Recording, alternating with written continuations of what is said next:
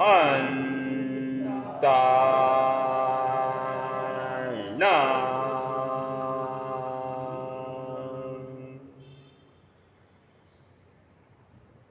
ना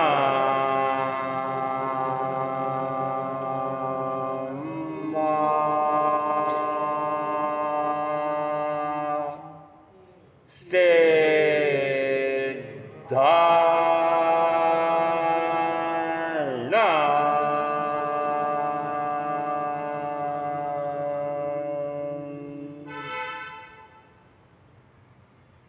ना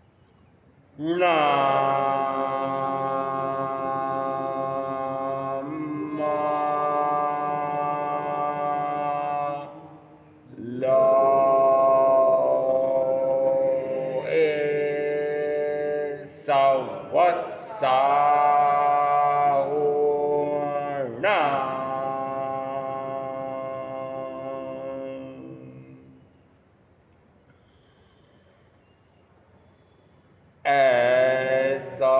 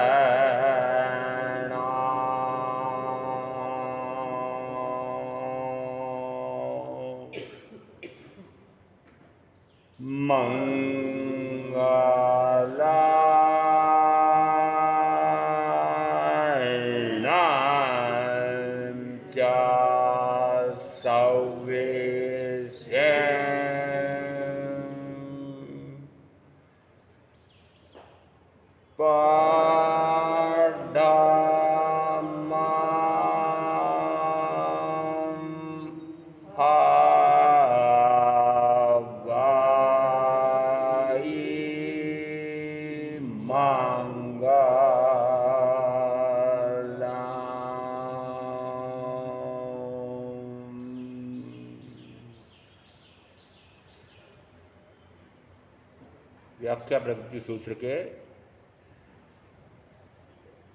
7-6 में हिंसा यावत मिथ्या दर्शन चल्य में रत रहने वाला कर्कश वेदनी कर्म का बंध करता है। हिंसा यावत परिग्रह से विरत रहने वाला क्रोध विवेक से मिथ्या दर्शन चल्य में विवेक करने वाला अकर्कश वेदनी कर्म का बंध करता है। जीवों, सत्वों, भूतों, इनमें से किसी भी जीव को किसी प्रकार से रुलाना, झुराना, पीटना, परितापित देना आदि न करे तो वह साता वेदनी कर्म का बंध करता है। और यदि इनको इस प्रकार से रुलाना, झुराना, पीटना, परितापित करना आदि करे तो असाता वेदनी कर्म का बंध होता है। सूत्र 16, 20, 24 और 28। तो व्याख्या प्रकृति सूत्र में हिंसा उससे कर्कश वेदनी कार से बहुत कष्टपूर्वक भोगा जा सकता है, ऐसे कर्म का उपार्जन करता है। तो कष्टपूर्वक कहाँ भोगता है कि नरक और तिर्यंच में।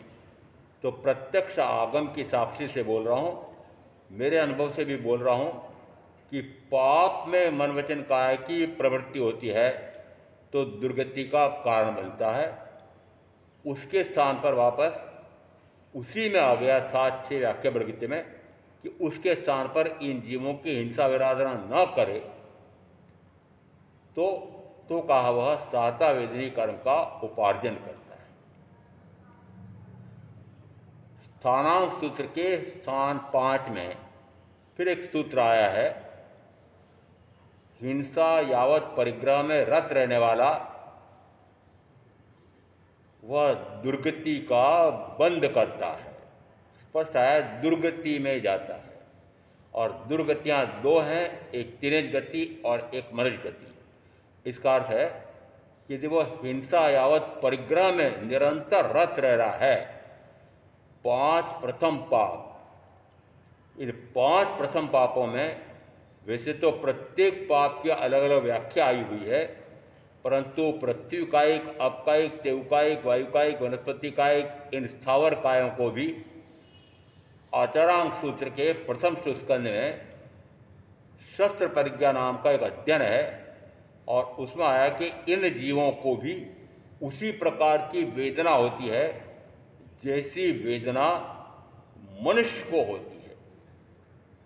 उसी प्रकार से वापस सूत्रकृतांक सूत्र में भी इसी प्रकार का सूत्र आया हुआ है। 3 जगह इस प्रकार के आए हैं उल्लेख कि इन जीवों को भी उसी प्रकार की, यदि एक पहलवान किसी रुग्ण और वृद्ध व्यक्ति को मुष्टियों से प्रहार करता है, उस समय उसको तीव्रतम वेदना होती है, उसी प्रकार की वेदना इन स्थावर काय के जीवों को भी होती है। फिर एक उदाहरण और दिया कि यदि मनुष्य के गर्भ से कोई बालक निकलता है और उसके अंग उपांग विकसित नहीं हुए हैं, यदि कोई उसके 33 अंगों के नाम गिनाए, उन अंगों का कोई छेदन करे, फिर वापस 33 के 33 के लिए भेदन करे। छेदन करना अलग बात है, भेदन करना अलग बात है। सूर्य आदि से वह छेदन भेदन करता है। क्योंकि मनुष्य के गर्भ से आया है तो निश्चित मानना कि वह 5 इंद्रियों वाला मनुष्य है, परंतु उसकी इंद्रियों का विकास नहीं हुआ है। इस कारण से वह वेदन तो उसको तीव्र से तीव्रतम वेदन तो हो रहा है पर अभिव्यक्त नहीं कर सकता है। क्यों? क्योंकि उसकी इंद्रियों का विकास नहीं हुआ है। वेदन हो रहा है पर अभिव्यक्त नहीं कर सकता है। उसी प्रकार से वापस उदाहरण दिया है कि पृथ्वी का एक आदि स्थावर कायों के भी एक इंद्रिय मात्र है स्पर्शेंद्रिय, और अन्य इंद्रियों का विकास नहीं हुआ है, परंतु वे भी कष्टानुभूति का अनुभव तो करते हैं। कैसा अनुभव करते हैं कि जैसा मनुष्य को अनुभव आता है वैसा ही अनुभव उनको भी आता है, परंतु वे अभिव्यक्त नहीं कर सकते हैं। अव्यक्त वेदना है, अव्यक्त है ना, वो व्यक्त नहीं कर सकते हैं। क्यों? क्योंकि इंद्रियों का विकास नहीं हुआ। और ऐसे उदाहरण देकर के कहाँ तक कह दिया है कि इस प्रकार की हिंसा भी भयंकर से भयंकर। कौन सी हिंसा? एक इंद्रिय में 5, पृथ्वी कायिक जीव, अपकायिक जीव, तेवकायिक जीव, वायुकायिक जीव और वनस्पति कायिक जीव।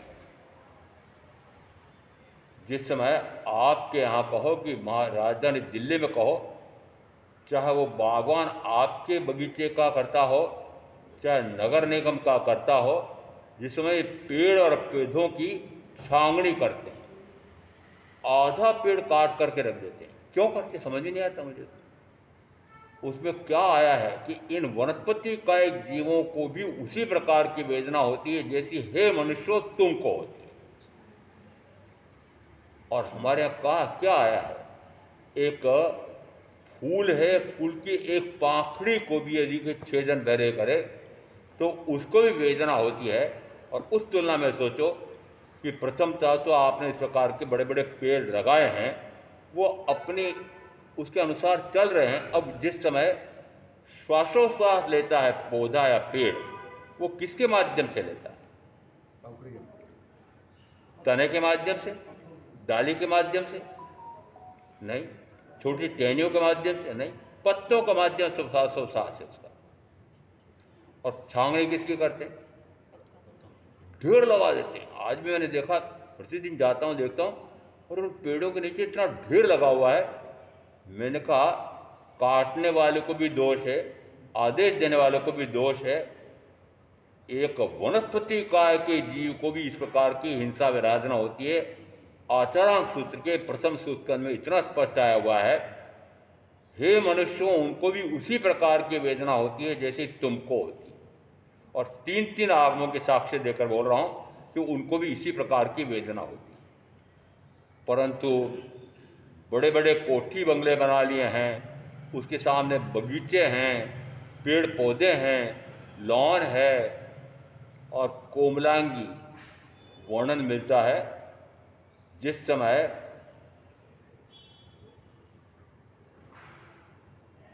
बालक थे उस समय तो बालक क्या कह रहे हैं, हे माँ, आप इस लॉन पर जो चल रहे हैं, अपनी पीठ बताई कि मेरे पीठ पर आपके पांव उगड़ गए। कौन किसको कह रहा है? माँ को बेटा। वो वर्धमान अपनी माता को कह रहा है। वो जिस समय उस लॉन में उस हरी हरी घास पर चल रही है, अपनी पीठ दिखाई और उस पर वो इसी प्रकार से पांवों के निशान पड़े हुए थे। कहां तक के उदाहरण आए हुए हैं। इसका अर्थ है कि उस समय इतने छोटे से बालक वर्धमान ने मां को इतना बड़ा बोध दे दिया। आप मां समझते हैं? जिसमें आपके भी जो कार्यक्रम होते हैं, आजकल तो सारे बाग बगीचों में होते हैं और लाखों रुपए उसके किराए के लगते हैं। एक दिन के कार्यक्रम के, एक रात के कार्यक्रम के हजारों रुपए आपको उसको देने पड़ते हैं। क्या करने के लिए वहां जा रहे हो? कि एक वर वधू जिंदगी भर 5 दिनों का चक्कर के भोग भोगने जा रहे हैं और उस भोग में आप साक्षी बनने जा रहे हो। और जिस समय वरमाला होती है, मैंने देखा 50, 60, 70, 80, 90 वाली जोड़ियां भी ताली बजा करके वो जो पति पत्नी होने जा रहे हैं वो अभिनंदन स्वागत कर रहे हैं, बधाई दे रहे हैं। कौन दे रहा है? और क्या निकल रहा है कि माता पिता भी जिस समय विवाह कर रहे हैं बेटे बेटी का, मानो कि जो जीवन भर वे 5 दिनों का डट करके चक करके भोग भोगेंगे, वे तो अपना पाप बांधेंगे ही बांधेंगे। पर जिन माता पिता ने कहा कि बेटी शादी कर ले, बेटा शादी कर ले, करना कराना, अभी मैंने करने का उदाहरण दिया, अभी कराने का उदाहरण दिया, माता पिता। फिर अनुमोदना, वो जो समारोह में उपस्थित हुए हैं वो ताली बजा रहे हैं, वो आकर धोख देते हैं और उसको लिफाफा देते हैं, प्रसन्न होते हैं, आशीर्वाद देते हैं। तो मैंने कहा उन पति पत्नी को आप क्या आशीर्वाद दें? बताओ ना, कोई तो बताओ।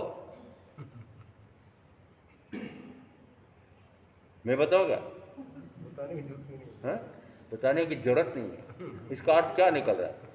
इसका अर्थ निकल रहा है कि इस प्रकार के 5 इंद्रियों के भोग भोगने के लिए क्यों नहीं मानते हो, क्यों नहीं कहते हो कि बेटा बेटी विवाह करके जीवन भर 18 प्रकार के पाप, मुख्यतः उसमें से एक चौथा पाप भयंकर से भयंकर कर्म का बंद कराने वाला, नरक के नीचे में धकेलने वाला ये मैथुन सेवन है। तुम क्यों पाप में जाना चाहते हो? संयम क्यों नहीं ले लेते? हम भी संयम लेने जा रहे हैं, तुम भी संयम ले लो। ऐसा है कोई?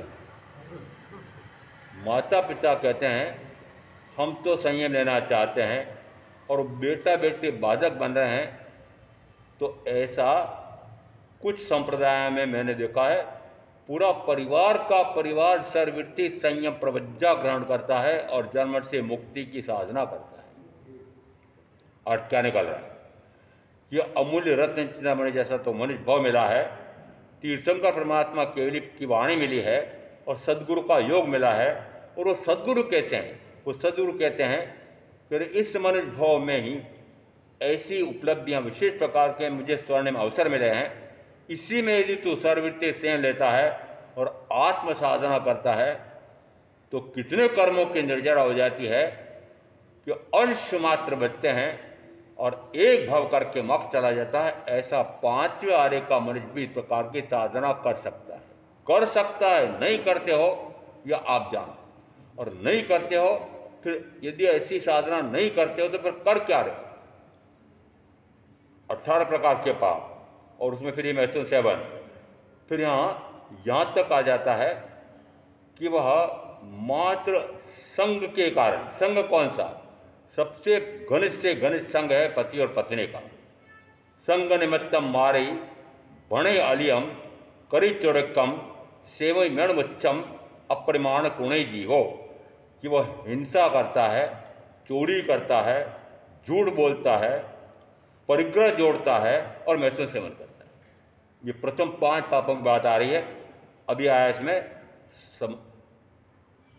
स्थानांक सूत्र के 5वें स्थान में आया है हिंसा, झूठ, चोरी, मैथुन सेवन और परिग्रह। इन 5 पापों से जीव दुर्गति में जाता है। और दुर्गति स्थानांक सूत्र के वापस 4:1 में आई है कि दुर्गतियां 2 है, एक तिरंज गति, एक मनुष्य तिरंज गति और नरक गति। हिंसा यावत परिग्रह से विरत होने वाला जीव साता वेदनी कर्म का बंद करता है। मस्त समझ लेना कि इन 5 प्रकार के या 18 प्रकार के पापों से विरत होने पर समझ जरा मोक्ष हो जाएगा, ऐसा नहीं है। वह पाप के स्थान पर पुण्य में आ गया है।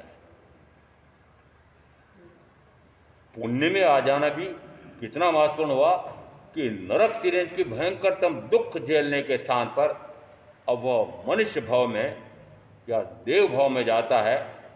उन दोनों में भी महत्वपूर्ण कौन सा मानता हूं कि देव भाव में भी चाहे वह कितने बड़े से बड़ा सर्वार्थ सिद्धि का देव भी हो जाए, तब भी वहां से मुक्ति की, जन्मन से मुक्ति की, मोक्ष की साधना नहीं। तो कहां बची? नरक तिर्यंज असंभव। यदि नरक गति का बंद पड़ गया और उसके बाद फिर केवल साक्षात से समागम हुआ, धर्म का स्वरूप समझा, जन्म से मुक्ति का मोक्ष का स्वरूप समझा और क्षयिक सम्यक दर्शन हो गया, ऐसे जीव भी जिस समय नरक में जाते हैं तो क्या उस समय उनको ये भान रहता है कि मैं क्षयिक सम्यक क्यों, मैं ज्ञानी हूँ? वहाँ पर भी परमाधामी देव क्या ध्यान रखते हैं कि ये तो क्षयिक सम्मुक्ति जीव है, अगले भाव में तीर्थंकर होने वाला है, तो मारना चुकेंगे क्या? है? मार तो उसी प्रकार की खानी पड़ रही। क्यों? महाराजा सैनिक के बारे में इसलिए बताना पड़ता है कि वैसे तो मगध का राज्य बहुत विस्तीर्ण था उस समय भी, तब भी राज्य लिप्सा ने राज्य में बहुत वृद्धि करो, उसको लिप्सा शब्द दिया है। लिप्सा ने, लिप्सा भयंकरतम होती है। राज्य लिप्सा, भोग लिप्सा, उन राजाओं को हरा करके उनकी कोमलांगी सुंदर कन्याओं को अपने उसमें ला करके भोगूं रनिवास में। दूसरा राज्य लिप्सा, भोग लिप्सा, धन लिप्सा, कि उन राजाओं को परास्त करके और वहां का धन लूट करके लाऊं। तो राज्य लिप्सा, भोग लिप्सा, धन लिप्सा, और ऐसा करके इस प्रकार से अड़ोसी पड़ोसी गढ़ राज्यों पर आक्रमण करके मगध का राज्य बढ़ा रहे थे। अर्थ क्या निकल रहा है? अर्थ निकल रहा है कि सारे पापों में पड़े हुए हैं, और सारे पापों में पड़े हैं। बंद किसका पड़ा? ये बंद के, जो आप कहते हैं कि सात्वी नारकी का बंद पड़ा, मात्र हिरणी गर्भवती का शिकार करने से दोनों तड़प तड़प के मर रहे हैं, उस समय प्रसन्न हो रहे हैं, आहा आज तो आखेट का कितना मजा आया। मात्र उससे सातवीं नारद का बंध नहीं पड़ा है, जोड़ तो बहुत सारे पहले सारे कार्यों पर पड़ा हुआ है। इसका अर्थ है कि सारे कार्य तो पूर्व में हो ही रहे थे। जिस समय आयुष कर्म का बंध पड़ता है, इस भाव जिस भाव में आयुष कर्म का बंध है पूर्व भाव में बनता है, 2/3 व्यतीत हो जाए और 1/3 शेष रहे उस समय उसके आयुष कर्म का बंध होता है। तो फिर सावधानी रखो कि जिस समय 2/3 पूरी हो 1/3 शेष रहे, उसमें मेरे अगले आयुष का बंध पड़ेगा और उस आयुष कर्म के साथ नाम कर्म गोत्र कर्म का भी पड़ेगा ही पड़ेगा। 3 कर्म एक साथ बनते हैं और 5 कर्म निरंतर बनते जा रहे हैं, निरंतर, प्रति क्षण, प्रति पल, प्रति समय, एक एक समय में। आप चाहे सावधान हो चाहे सावधान ना हो, अनजाने में करते हैं। क्या अनजाने में किया हुआ अपराध नहीं है? अनजाने में राजा के कानून का भंग करना क्या अपराध नहीं है? ऐसे तो सभी कहेंगे मैं आपके कानून को जानता नहीं था। उसी प्रकार से कर्म राजा को आपको मुझे पता नहीं था कि कर्म राजा तो इतना दुख देता है, तो क्या छोड़ देगा कर्म राजा? इसका अर्थ क्या हुआ? इसका अर्थ है जैसे करनी वैसी भरनी, जैसा बोगे वैसा काटोगे। दूसरी कक्षा का सुंदर लेखन, शुद्ध लेखन वाली पुस्तिका मुझे आज भी याद है, जैसा बोगे वैसा काटोगे। मैंने कहा मेरे तो दूसरी कक्षा के पाठ भी प्रवचन देने में काम आ रहे हैं। मुझे तो उस समय जब 9वीं कक्षा में पढ़ता था, उस समय मेरे शारीरिक शिक्षक जिस समय व्यायाम कराते थे, पीटी कराते थे, वो आज भी मुझे याद है। वो कहते थे सावधान। इसका अर्थ है आज भी मैं कहता हूं सावधान। किससे सावधान? किससे सावधान? कि इन कर्म रूपी शत्रुओं से सावधान हो जाओ। सावधान, सावधान होकर के। अब जैसे वो कहते थे बाएं मुड़, तो पहले मैं सावधान होता था, सावधान होकर के बाएं मुड़ना, फिर वापस कहते सावधान, फिर वापस उनके सामने मुंह करके खड़ा हो गया, फिर कहते दाएं घूम हो जाता था, फिर वापस कहते सावधान, तो सामने मुंह के खड़ा हो जाता। उसके बाद एकदम वो कहते हैं उलट घूम। तो ये दाएं क्या है? पाप कर्म करके नरक चिन्ह में जाना। बाएं क्या है? पुण्य करके और मनुष्य और देवगति में जाना। उलट घूम का अर्थ क्या? कि न तो शुभ गति में न अशुभ गति में। तो अब बताओ, उलट घूम चाहते हो? उलट घूम, उलट घूम का अर्थ क्या निकला? न पाप न पुण्य, वो उलट घूम है। जन्म से मुक्ति किससे? न पाप से मुक्ति है न पुण्य से मुक्ति है। अब चाहे पुण्य की कितनी प्रेरणा करते हो, चाहे कितने आप पुण्य करते हो, और लाखों करोड़ों आपका दान में दे रहे हैं, अरे पुण्य है तो पुण्य का कचरा मिलेगा, फिर पुण्य के कचरे का भोग उसमें लौटोगे, उस कचरे में, पुण्य के कचरे में लौटोगे तो फिर पाप कर्म का बंद होगा। क्यों? कि पुण्य के फल का भोग भोगे तो पाप कर्म बांधे। आप तो बहुत पुण्य करके आए, मैं तो बहुत पाप करके आया। जन्मते से दुख, पूरे बाल्यकाल में दुख, फिर यौन काल में भी दुख, ये करना परेशान। उसके बाद में दीक्षा ले ली तो दुख। तो दीक्षा लेने के बाद दुख आता है क्या? हाँ, आ गया। यश को महाराज साहब ने किया, तुमको यश गठ से बाहर किया जाता। देखो क्या अजीब अजीब हाल है। फिर अंतिम दुख, हम आपके साथ नहीं चलेंगे, आपको जाना राजस्थान, आपको जाना मध्य प्रदेश, आप जाओ, हम नहीं आएंगे। देखो दीक्षा लेने के बाद में भी इस प्रकार के दुख की स्थितियां बनती है, तो फिर सुख कहाँ? ठीक है, सुख आत्मा में है। शिष्यों से सुख, परिजनों से सुख, इंद्रियों से सुख, ये सारा पुद्गल है। शिष्यों से सेवा का सुख, तो शिष्यों से सेवा का सुख कौन सा है? पौद्गलिक। महाराज जी वो तो वैयावृत्य कर रहे हैं। तुमने कहा वैयावृत्य करने वाले को हो सकता है कि तीर्थंकर नाम कर्म का बंध, क्या मुक्ति है? मुक्ति नहीं। नहीं है। भोज्याव्रत करने वालों को भी मुक्ति नहीं है। इसका अर्थ क्या निकला? वो गुरु के प्रति अंदर में इतना अहोभाव, वो वैयावृत्य करते समय इस प्रकार अव्यावृत्त, आपको पता है ये वैयावृत्त बाह्य तप में, आभ्यंतर तप में? बाह्य। आभ्यंतर में है, आभ्यंतर तप है वैयावृत्त। तो फिर वैयावृत्त का फल आता है संवर निर्जरा मोक्ष। तो तप से संवर निर्जरा मोक्ष होता है। अब यदि जिस समय ऐसे रुग्ण, चाहे गुरु हो, चाहे कोई बाल हो, बाल यानी संयम में छोटा है, रोग हो गया है, महारोग हो गया है, उसकी गुरु कहें कि सेवा करो। अब सेवा करते समय उसको लगता है ओहो कैसा रोग है, कैसा महारोग है, कितनी वेदना हो रही है, और इतनी वेदना होते हुए भी मेरे गुरु कितने आनंद में शांत, ऐसा लगता है उनको वेदना का अनुभव नहीं, आत्मा का अनुभव आ रहा है। ऐसे मेरे गुरु की तीव्रतम वेदना है, मलमूत्र में भयंकर दुर्गंध है, घाव पड़ गए हैं, तीव्रतम वेदना घाव में है, कीड़े पड़ गए हैं। अब जैसे वो बाह्य से दिखता है कि घावों को धो रहा है, पट्टी बांध रहा है, तो जिसमें वो धो रहा है, पट्टी बांध रहा है, उस समय तो मानना कि वो बाह्य में तप है, सेवा वाला।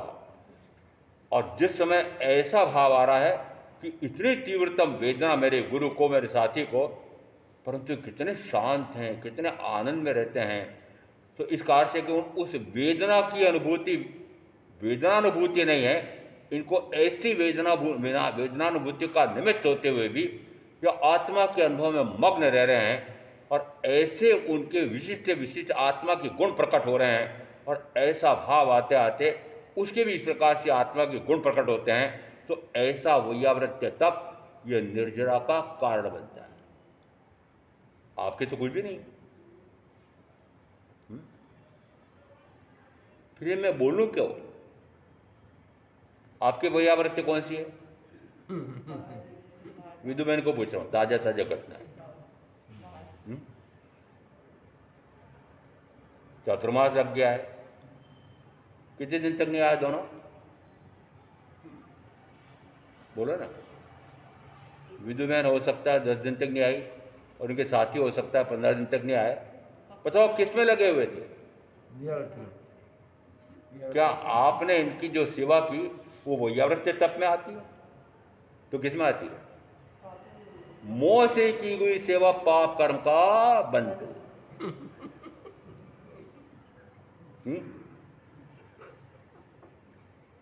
और उधर तो पाप कर्म का बंद किया, और इधर संबंध जरा मोक्ष का साधन प्रवचन, क्या छूटा? क्या छूटा? तो क्यों नहीं प्रयत्न करते हैं इनके खान पान पर, इनकी चर्या पर, इनके भावों पर निगाह क्यों नहीं रखी कि इस प्रकार के विकार के भाव कर रहे हैं, इस प्रकार का विकारी भोजन कर रहे हैं, और ये शरीर से भी रोगी होंगे और आत्मा के भी रोग कितने आ जाएंगे। तो यह ध्यान रखा पहले? क्यों नहीं रखा? धर्म साथी बने हो, धर्म पत्नी बने हो, तो धर्म पत्नी धर्म में सहयोग दिया कि आत्मा के धर्म में? आत्म धर्म में पति का सहयोग करे तो पतिव्रत का धर्म है, करते हो? और इनके तो पत्नीव्रत धर्म ही नहीं, ये तो खुले हैं। स्त्रियों को बांध रखा है, तुम्हारे लिए एक ही पति, पुरुष के लिए 64,000। क्या ठाठ है मनुष्यों के, पुरुषों के? ये पुरुषों के ठाठ बता रहा हूं। ये ऐसा क्यों? और इसलिए कहा कि स्त्री इस प्रकार के घोराते घोर कारण नहीं बांध सकती, इसको नारकी 6ठी तक है, और पुरुषों को 7वीं तक। समझ में आ रहा? और जिस समय शल्य क्रिया कराई होगी उस समय क्या आत्म ध्यान में लीन रहे? ये वेदना मेरे इस अंग में नहीं हो रही है, यकृत में नहीं हो रही है, मैं तो आत्म संवेदन में हूं, मैं तो आत्मा के आनंद में मग्न हूं, ये शल्य क्रिया हो रही होगी, ये तो शरीर में हो रही है और शरीर के माध्यम से होने वेदना, ये तो पौद्गलिक वेदना है, ये पौद्गलिक असाता वेदनी कर्म है, उसका फल है। और कर्म के फल में वापस दुखी हुए तो ज्ञानावरणादि 7-8 प्रकार के कर्म का वापस बंद हो गया और संवर्ण मोक्ष के प्रवचन छूट गए। तो फिर रोग क्यों होते हैं, क्यों रोगी हो जाते हो? साधु साधु भी जब इस समय कहते हैं क्या करें भाई, असाता विजय कर्म का बंद किया है तो भोगना पड़ेगा। मैंने कहा दोनों बातें गलत कह रहे हैं। असाता विजय कर्म का बंद साधुपना लेने के बाद है, वहां तो 7-8 प्रकार के कर्म के निर्जरा का साधन संयम है। तो पहले तो कहा कि कर्म का उदय में आया है तो भोगना पड़ेगा। मैंने कहा क्या समझे फिर, भोगे तो बांधे। कर्म का उदय आया है, वह सुफल दे रहा है, सुफल का मजा ले रहा है। दुष्फल आया है, दुखी हो रहा है, दुखी करने वाले के प्रति द्वेष का, क्रोध का, हिंसा का भाव कर रहा है। पुनः ज्ञानावरणादि 7-8 प्रकार के कर्म का बंद होता है। बांधे हुए को तो भोगना पड़ता है। किसने कहा भोगना पड़ता है? सारी झूठ कथा है, सिद्धांत गलत समझ रखे हैं। बांधे हुए कर्म को भोगता है तो पुनः कर्म का बंद होता है, पक्का समझ लेना। बांधे हुए कर्म को बिना भोगे छुटकारा कैसे? कि वो कर्म का उदय आया, वो कर्म का उदय निमित्त बनकर के खड़ा होता है, वो निमित्त आपको सुख देता है, सुख का अनुभव ना करें, आत्मानुभूति में रहें। दुख का उदय आता है, दुखी करने वाला निमित्त आ गया, द्वेष का, क्रोध का, हिंसा का भाव न करें और आत्मानंद में मग्न रहें, वो कर्म निर्जीर्त हो जाता है। आया कर्म, आया कर्म का निमित्त आकर खड़ा हुआ, फल दिया और मैं फल से जुड़ा ही नहीं, फल से जुड़ा नहीं। संवरण निद्रा मोक्ष के उपाय क्यों नहीं समझना चाहते हो? ये कर्म बांधने के उपाय जानते हो, पर ये भी तो जानो कि ये कर्म का बंधन रुकता कैसे है। बंधप मोक्षो तुज्य अज्जत्येवा से सुतम में अज्जतम चमे, बंधप मोक्षो तुज्य अज्जत्येवा। आचारांग सूत्र के प्रथम सूत्रस्कंध में ये एक सूत्र आया हुआ है। कौन कह रहा है? आर्य जम्मू स्वामी को आर्य सुधर्मा स्वामी कह रहे हैं, जैसा मैंने तीर्थंकर महावीर से साक्षात सुना है वो मेरे अनुभव में सत्य सिद्ध हुआ है। सत्य क्या है? मेरे अनुभव में सत्य सिद्ध हुआ है। श्रेय सुतम में अज्जतम चमे, अज्जतम चमे मैंने मेरी आत्मा में वह अनुभूत हुआ है, सत्य सिद्ध हुआ है। मैं अपने अनुभव से कहता हूँ, सुनी सुनाई बात नहीं कहता हूँ, मैं अपने अनुभव से कहता हूँ कि कर्म का आश्रव और कर्म का बंध और कर्म की बंधप मोक्षो तुज्य, कि कर्म का बंध भी आत्मा से और कर्म की निर्जरा भी आत्मा से। क्या कर्म का बंध उसमें मन वचन काया का या परिजनों का, शत्रु मित्र का दोष है? नहीं, कर्म का बंध भी आत्मा के विकारी भावों से और कर्म का संवर भी आत्मा के कौन से भाव से? कि अब मुझे कर्म नए बांधना नहीं, तो जो कर्म उदय में आया है उसके अनुसार मैं कार्य क्रिया करूंगा नहीं। कर्म के उदय में उस प्रकार की कार्य क्रिया करे नहीं और वह अंदर में आत्मा में गुप्त रहे, तो वो कर्म उदय में आया, फल दिया, उस फल से मैं जुड़ा नहीं, वो निर्जित हो गया। तो कर्म के आश्रय बंध को भी समझो और कर्म का संबंध निर्जरा ये कैसे होती, दोनों समझो तो मुक्ति का उपाय भी मिलेगा। क्यों? क्योंकि यदि ये पक्का हो गया कि इन कारणों से कर्म का आश्रय बंद हो गया है, तो पक्का हो गया है। महामंत्री जी को पूछ रहा हूं, आपकी तरफ से उत्तर ये दें, क्या महामंत्री जी बताओ, आपको पक्का हो गया है कि कर्म इन कारणों से आते हैं? 1 महीना पूरा हो रहा है ना, आज 1 तारीख है? कितनी है? 31। चलो, अरे तो चुमसे का 1 महीना पूरा होने जा रहा करीब। तो अब पूछ रहा हूं कि पक्का हो गया क्या कि कर्म के आने के द्वार कौन से हैं? और फिर आगे और पूछूंगा कि क्या वो कर्म के आने के द्वार बंद हुए हैं? कोशिश हो ये तो नहीं। कर्म के आने के कारण भी नहीं समझे तो कर्म के आने के द्वार कैसे बंद करोगे? विकारी भाव हम्म? यदि आपको संवर्ण निद्रा में जाना है तो कर्म कैसे आते हैं, कैसे बंधते हैं, यह समझना पड़ेगा कि नहीं? बिल्कुल ठीक। तो अभी तक क्या समझा कि इन कारणों से कर्म का आश्रम बंद हो रहा है। अब उन कारणों का निवारण करो तो मुक्ति मुक्ति नहीं, संवर तुम संवर है। यहां अभी कहा था 7-6 व्याख्या प्रगति में 4 उत्तर आए। फिर आया स्थानांक सूत्र में कि वह हिंसा यावत परिग्रह में रत रहता है तो असाता वेदनी कर्म का बंद करता है, हिंसा यावत परिग्रह से विरत होता है तो असाता वेदनी कर्म का बंद करता है। आगे फिर उत्तराधीन सूत्र और एक आया उसमें प्रश्न व्याकरण सूत्र। उत्तराधीन सूत्र दशकालिक सूत्र में तो उसको संयम कहा है और प्रश्न व्याकरण सूत्र में कहा वो संवर है। संवर यानी क्या? कि कर्म के उस आश्रम के द्वार को बंद करता है तो वो कहलाता है संवर। अब भेदाभेद तो खूब रटते हो परंतु मुख्य बात समझते नहीं हो। भेदाभेद खूब रटे आगे, ये 5 आश्रम के द्वार हैं, ये 5 संवर के द्वार हैं। अरे तोते जैसे रट रहे हो, क्या मतलब है? उसको समझो तो से का आश्रम है क्या? आश्रम यानी कर्म का आना, समय यानी कर्म का रुकना। निर्जरा यानी उदय में आया उसके अनुसार मैंने वर्तन नहीं किया, निर्जरा। मोक्ष कि जिसमें सर्व शुभाशुभ से परे होकर के शुद्ध स्वरूप में मग्न होता है उसमें निर्जरा, उस मोक्ष। अर्थ क्या निकल रहा है? 9 तत्वों पर क्यों नहीं अधिकार हुआ आपका? क्यों नहीं समझते हो कि बंध भी मेरे आत्मा के भावों से और मुक्ति भी मेरे आत्मा के भावों से।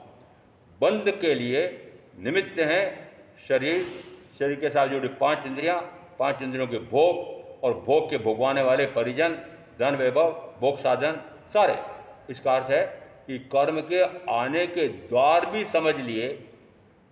यदि द्वार समझ लिए तो अभी बताया कि कर्म के आने के द्वार को बंद करते हैं तो वह संवर है।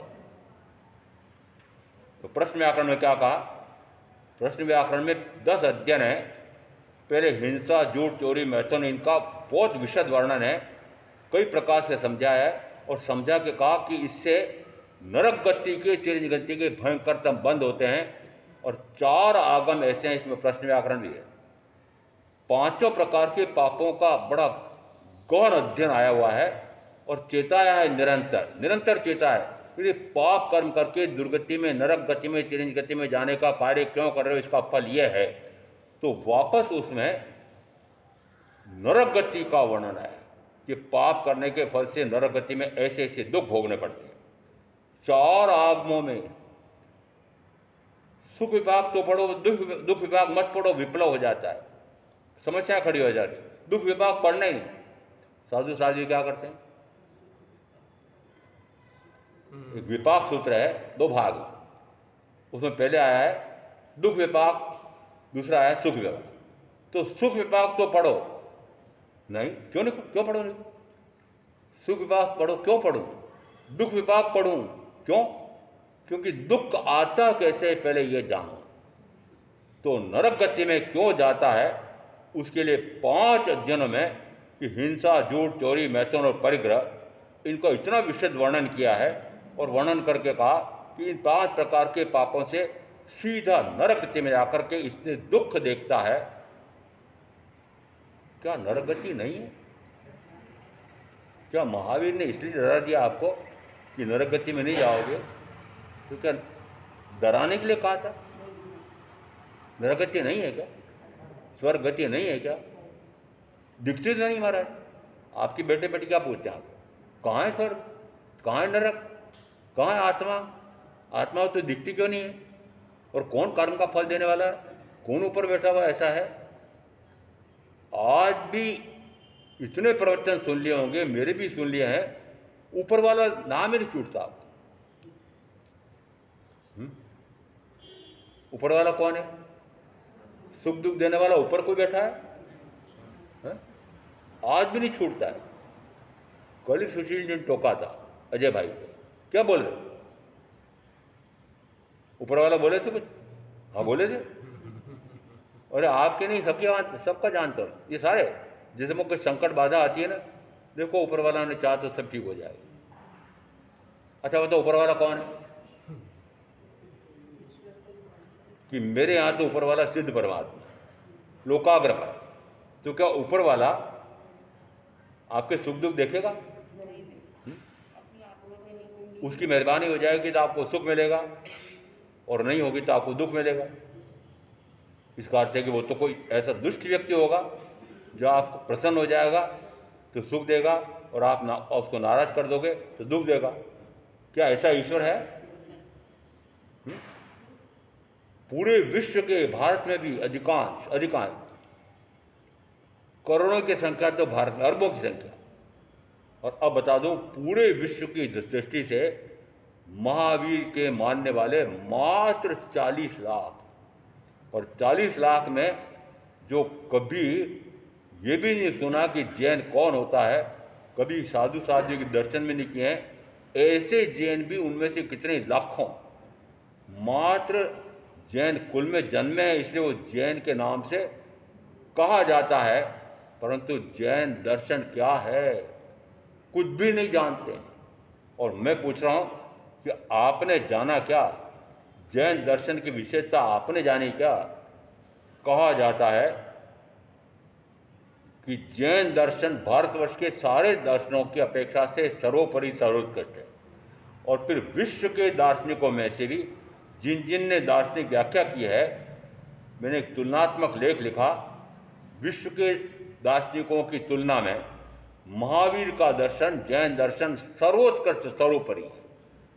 गर्व करो कि मैं ऐसे कुल में जन्मा हूं जहां तीर्थंकर महावीर ऐसे दार्शनिक की व्याख्या मुझे मिली है। क्या कहते हैं महावीर? महावीर कहते हैं चारों गतियां अनादि से हैं, पांचों जातियां एकेंद्रीय, बहेंद्रीय, तेंद्रीय, चौंद्रीय, पंचेंद्रीय अनादि से हैं, 84 लाख जीव योनियां भी अनादि से हैं। इन तीनों में निरंतर भटकने वाले जीव भी एक एक करके अनंत जीव हैं। कब से हैं? ठीक है, अनादि से। कब तक रहेंगे? अनंत काल तक रहेंगे। और ऐसा करते करते कहाँ तक आ गया कि जो कुछ वर्तमान में दिखाई दे रहा है, ये सारा अनादि से है और अनंत काल तक ऐसा ही रहेगा। फिर भ्रांति हो जाएगी कि अनंत काल तक ऐसे रहेगा। मुझे लगा कि मैं तो जन्म मरण से दुखी हो गया हूँ, जन्म मरण से दुखी हो गया हूँ। फिर आपको भी पूछ रहा हूँ, जन्म मरण से दुखी हुए? अरे और सुख तो आपको जानते हैं, और सुख दुख जानते हैं, परंतु जन्म और मरण के दुखों के बारे में आपको ध्यान है क्या कि जन्म और मरण क्यों होता है? जन्म लेना पड़ता है तो मरण होता है, तो जन्म और मरण का कारण तो पूछो, कारण तो जानो। जन्म का कारण पुण्य या पाप। जन्म है तो मृत्यु है। अब मैं पूछ रहा हूँ कि जन्म और मरण न हो, इसके लिए इसका क्या फल, इसका क्या, कैसे उपाय करूं? न पुण्य न पाप। मेरा इसे संभव ही नहीं है। अब असंभव बातें कहते हो, हम कुछ जो कर सकते हैं वो बात कहो तो ठीक है, हमारा तो वहाँ से बेकार कर रहे हो आप। यदि तपस्या की बात कहते तो अभी न जाने कितने उपवास हो जाते, तेले हो जाते, अठाइयाँ हो जाती, कम से कम 1 महीना हो गया, 4-4 अठाइयाँ हो जाती, कितने ही लोगों को हो जाती। महाराज तप की प्रेरणा देते, हर आठम चौदस को 24 घंटे नौकार मंत्री की जाप की प्रेरणा देते, पुण्य की प्रेरणा देते। महाराज जो हम कर सकते हैं वो तो बताते नहीं, और जो हम कर नहीं सकते वो बताते। अब कर नहीं सकते वाली बात आ रही है। महावीर साथ में क्या कहते हैं कि जीव भी, अनंत जीव भी यहाँ अनादि से हैं, और अनंत काल तक चतुर्विध संसार चलता रहेगा। ऐसा जिस समय मैंने सुना, उस समय मैंने तीर्थंकर महावीर को पूछा कि क्या मैं अपने चतुर्विध संसार का अंत कर सकता हूँ? महावीर क्या कहते हैं? हाँ, अनादि से मुझे तो अनंत काल निकल गया भगवान। और मैं तो सोच रहा हूँ अनंत काल निकल गया, अब कैसे जन्म मरण से मुक्ति होगी? अनंत काल तो निकल गया। अनंत काल निकल गया हो तब भी कहा जाता है कि अब वह इस अनंत काल के चतुर्पति परिभ्रमण का अंत कर सकता है। कितनी शक्ति मनुष्य में है, जीव में है। अनंत काल का भ्रमण इस एक भाव में, एक भाव यानी इस भाव की महत्ता क्यों बता रहा हूं कि एक भाव और करना पड़ता है, ऐसा माना जाता है। अनंत भवों की तुलना में एक भाव कुछ नहीं। तो अभी भी उत्कृष्टतम साधना के लिए कहा जाता है कि 5 वारे का मनुष्य भी एक भाव करके मोक्ष जा सकता है। थोड़ी शिथिलता हो तो 3 भाव कहा है, और अधिक शिथिल हो तो 7-8 भाव कहा है, और फिसड्डी हो तो 15 भाव का है। अनंत भावों की तुलना में 15 भाव, 7-8 भाव, 3 भाव कुछ नहीं है, एक भाव कुछ नहीं। इसका अर्थ है कि वर्तमान के सारे में भी इस प्रकार की उत्कर्ष से उत्कर्षम साधना हो सकती है कि मुक्ति का मार्ग पकड़ ले, एक बार मार्ग पकड़ ले। तो कहा जाता है व्याख्या प्रगति सूत्र में पहले ही सूत्र है, पहला सूत्र, प्रथम अध्ययन का पहला सूत्र, चल मान चलिए निर्जीर्ण मान निर्जरित।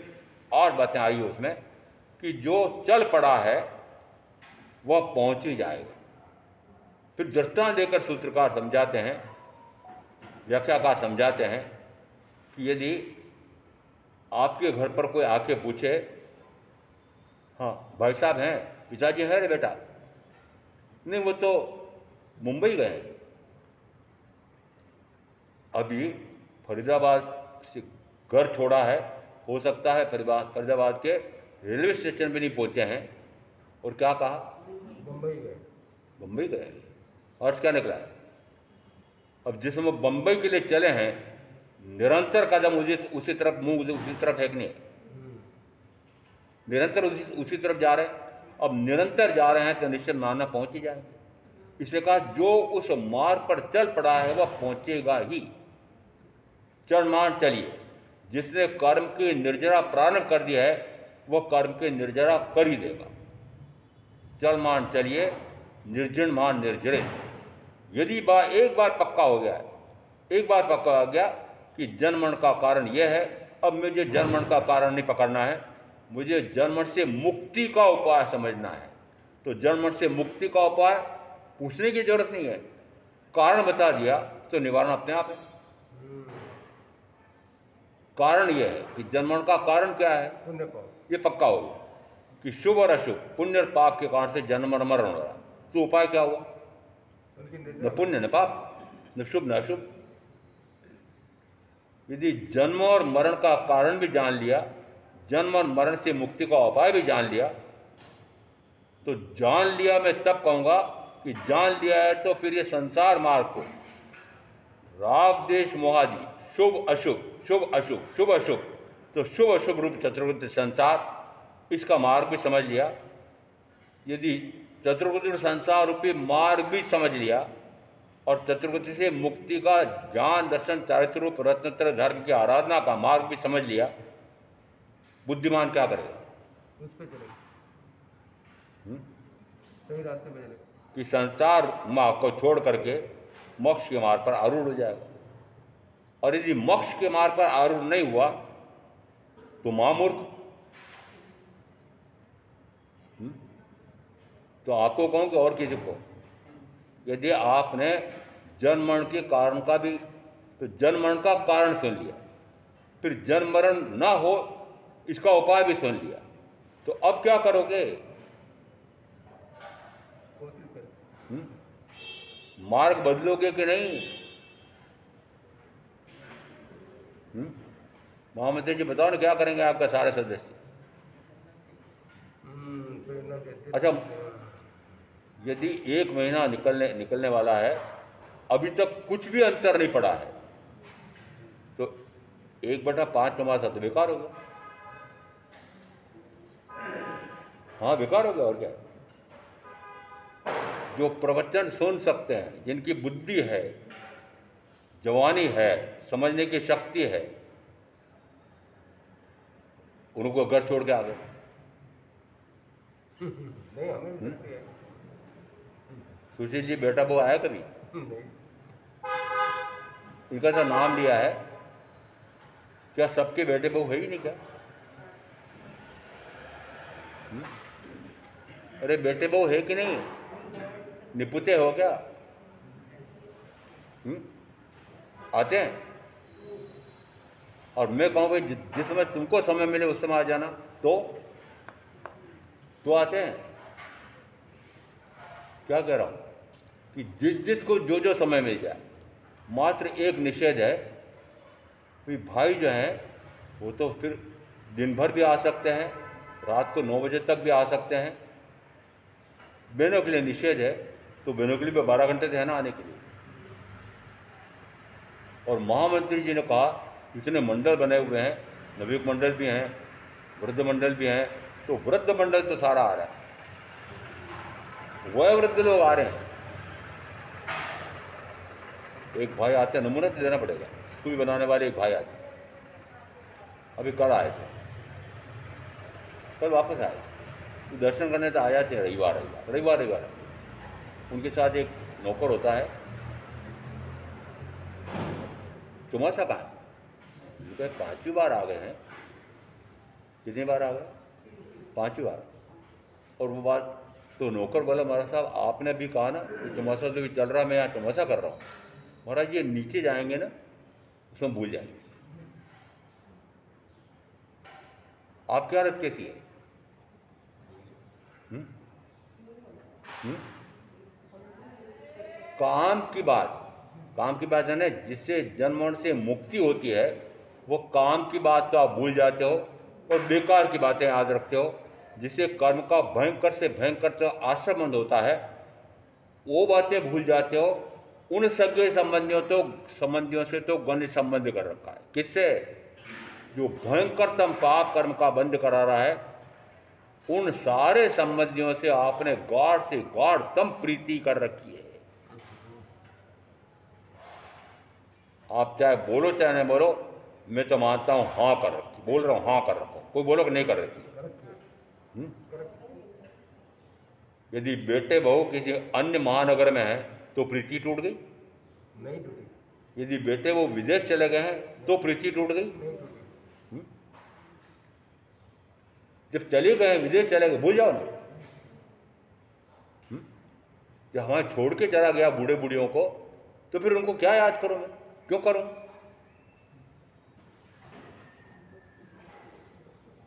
ऐसी वृद्धावस्था में छोड़ करके चला गया है, मात्र कमाई करके फिर भोग भोग करके मजा लेने के लिए छोड़ के चला गया है। और वो मेरा कौन सा बेटा है? जिस समय ये बेटे बहू तो चले जाते हैं विदेशों में, फिर उनके सेवा में कौन रहता है? नौकर। उदाहरण कहाँ तक आ रहे हैं? समाचार दिया बेटे को विदेश में रहता है, वो आपके पिताजी बहुत गंभीर रोग से ग्रस्त हो गए हैं, गंभीर स्थिति है। देखो भैया मुझे तो अभी आने का समय नहीं है, मुझे कंपनी से छुट्टी भी नहीं मिलने वाली है, मैं इतने रुपए भेज रहा हूँ, अब इनका भरपूर इलाज करना, इतने पौंड भेज रहा हूँ, इतने डॉलर भेज रहा हूँ, जहाँ जहाँ है वो, और इनका इलाज करना। फिर थोड़े दिन बाद उन्होंने कहा कि वो आपके पिताजी का तो देहावसान हो गया, अब मैं क्या करूँगा, आपका देहावसान हो गया, ऐसा करो मैं आपको इतने भेज रहा हूँ रुपये, आप ही उनकी दाह क्रिया कर देना और फिर चौथा करा करके लोगों को भोजन खिला देना। समझ आ रहा है? यदि उनके पास कोई धन वैभव मकान आदि हैं तो बताओ फिर उसको बेटे बहू भोगे, पोते पोती भोगे, क्यों? उस नौकर के लिए क्यों नहीं? सेवा से जिंदगी पर उसने की है ना। और ऐसे भी उदाहरण आए हैं कि वो जो बेटे बहू तो छोड़ कर चले गए, पोते पोते तो छोड़ कर चले गए हैं, तो फिर उसका उत्तराधिकारी मेरा सेवा करने वाला नौकर होगा। करो ऐसी वसीयत, दे दो सारा उसको। उन नालायकों के लिए क्यों छोड़ रहे हो? नालायक किसको कहते हैं? अब और के मुझे पता नहीं है, परंतु जिनका पता है और पता नहीं भी हो तो महामंत्री जी ने चौमासा कराया, इनको पकड़ते ही पकड़ दो। तो नालायकों को क्यों देना? मेरी सारी संपत्ति के उत्तराधिकारी वे होंगे, वसीयत उनके नाम से है, दान उनके नाम से है, क्यों नहीं देना? चलो मोह छूट गया तो फिर नहीं देना। मोह ही तो वो अंदर का मोह, रोना ये है अंदर का मोह। कि चाहे आपके इस बुढ़ापे में, इस रोगावस्था में आपका जो नौकर कार्य कर रहा है, उसके प्रति आपका अहोभाव नहीं आता। क्यों नहीं आता? मोह मोह ये तो नौकर है, फिर वो बेटा क्या है? वो तो मेरा आत्मज है। वो आत्मज है कि शरीरज है? पुत्र के लिए नाम क्या है? आत्मज, आत्मजा, पुत्र पुत्री। तो आत्मा से उत्पन्न हुआ है वो कि शरीर से उत्पन्न हुआ? तो नाम क्या दिया? देखना आप, जिस समय आप लिखते हैं नाम अमुक, आत्मज अमुक पिता, उस पिता का आत्मज हूँ, और आत्मज का अर्थ होता है पुत्र। हिंदी में ऐसे ही है। क्या आत्मा से उत्पन्न हुआ पुत्र? आत्मीय संबंध है, इसलिए आत्मज का है। समझ आ रहा है? आत्मीय संबंध बना रखे हैं, और आत्मीय संबंध नहीं है, शरीर से संबंध है। समझ कैसे है? उस बेटे से, बेटी से, परिवार से, धन से, वैभव से जो संबंध है वह मात्र पौद्गलिक संबंध है। और पौद्गलिक संबंध है, और पौद्गलिक संबंध कभी अनुकूल होंगे क्या, तो कभी प्रतिकूल होंगे, क्योंकि जैसा बांधे वैसे उदय में आता है। और उदय में आता है उस समय आप फिर यदि उदय में आता है तो उदय के अनुसार वर्तन करते हो। मैंने कहा कर्म के उदय के अनुसार वर्तन करते हो, ये इस उदय के अनुसार क्यों नहीं करते? कौन सा उदय? इस उदय के कर्म के उदय के अनुसार क्यों चलते हो, इस उदय मणि के अनुसार क्यों नहीं चलते? आप भी चलो बोल अच्छा, मेरे अनुसार चलोगे तो मैं तो मोक्ष के मार्ग हूँ, आपके मोक्ष मार्ग मिल जाएगा, और आप भी मुक्त हो जाओगे, मैं भी हो जाऊंगा। ऐसी क्यों नहीं अपन संधि करते? दोस्ती संधि जैसा गिन लेना कि महाराज आप जिस मार्ग पर चल रहे हैं, और हमें पता लगा है कि आप तो मोक्ष के मार्ग पर तेजी से दौड़ रहे हो, ये कौन कौन मोक्ष के मार्ग पर दौड़ रहे हैं? तो मैं कहता हूं कि जो निरंतर समझना मोक्ष की साधना करने वाले संयमी साधु या साधु, वे इस मोक्ष के मार्ग पर तेजी से दौड़ने वाले, और जिसको ज्ञान का प्रकाश हुआ है, दर्शन का प्रकाश हुआ है, मिथ्या तो टूटा है, सम्यक तो हुई है, वो श्रावकत्व को ग्रहण करने वाला, वह तेजी से चलने वाला है मोक्ष के मार्ग पर। और जिसने अभी 12 व्रत भी ग्रहण किए नहीं है, परंतु सम्यक तो हो गई है, और ज्ञान पूर्वक सम्यक तो हुई है। ज्ञान होगा तो मिथ्यात्व टूटेगा, और मिथ्यात्व टूटेगा तो सम्यक आएगी।